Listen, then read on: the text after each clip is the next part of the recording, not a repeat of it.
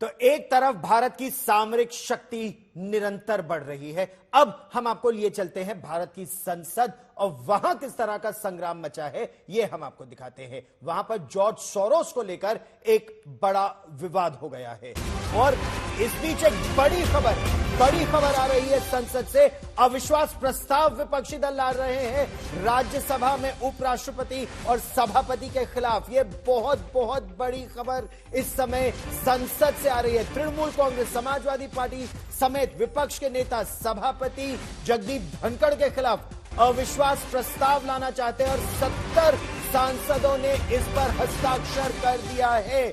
अविश्वास प्रस्ताव पर 70 सांसदों ने हस्ताक्षर कर दिया है।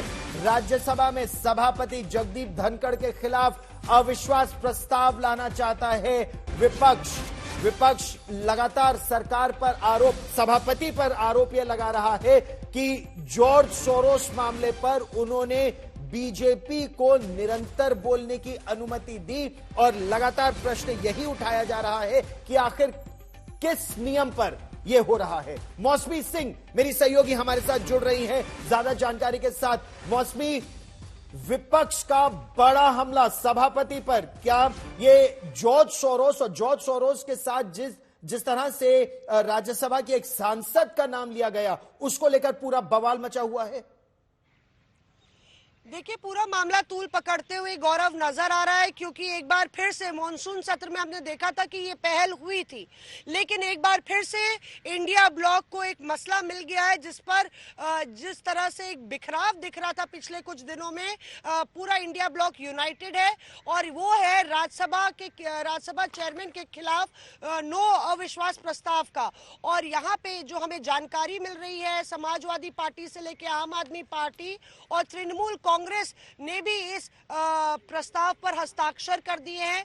70 हस्ताक्षर हो गए हैं और उसकी मुख्य वजह यह है कि आज इसको फाइनल किया गया है, क्योंकि जिस तरह से राज्यसभा में आज हंगामा हुआ, तमाम बीजेपी के सांसद लगातार जॉर्ज सोरोस की बात करते रहे, लेकिन जब उन्होंने सोनिया गांधी और राहुल गांधी का नाम लिया जो कि लोकसभा के सांसद हैं, उसको लेके लगातार कांग्रेस पार्टी विरोध करती रही, लेकिन बात तभी थम जाती और विपक्ष तब भी मान लेता। लेकिन उनको लगता है कि जो चेयरमैन की भूमिका रही, चेयरमैन ने इस पूरे मसले पर बीजेपी को अनुमति दी इस 20-25 मिनट का बवाल करने की, जो कि नियमों के खिलाफ है। बात तब भी रुक जाती जब चेयरमैन के कमरे में जेपी नड्डा साहब और खड़गे साहब गए थे, शायद कुछ आपस में बातचीत हुई, लेकिन इस पूरी बात पर सहमति बन गई है विपक्ष में कि चेयरमैन जो है वो पार्शियलिटी कर रहे हैं, निष्पक्षता से काम नहीं कर रहे हैं और इसलिए हमें अविश्वास प्रस्ताव लाने की जरूरत है।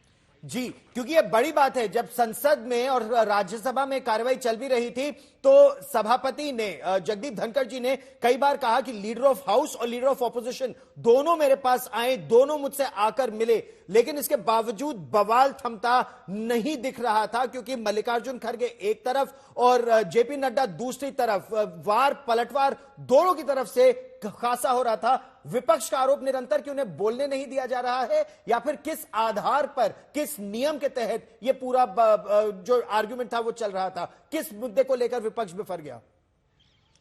देखिए गौरव, आज सोनिया गांधी का जन्मदिन भी है और कांग्रेस को लगता है कि अगर 2+2 करें तो जानबूझकर बीजेपी ने इस तरह का बवाल किया ताकि पूरा अडानी मसला जो विपक्ष उठा रहा है या कांग्रेस लीड कर रही है इसको उठाने में, संसद के बाहर भी और भीतर, उससे ना सिर्फ ध्यान भटकाया जाए लेकिन कांग्रेस की दुखती रग को भी चोट पहुंचाया जाए। और उनको ये लगता है कि जब ऐसा कोई मौका नहीं था तो उसमें इतनी लंबी चर्चा, तमाम ना सिर्फ बीजेपी के सांसद बोले, आप देखिए जेडीयू के भी सांसद संजय झा ने भी नाम लिया।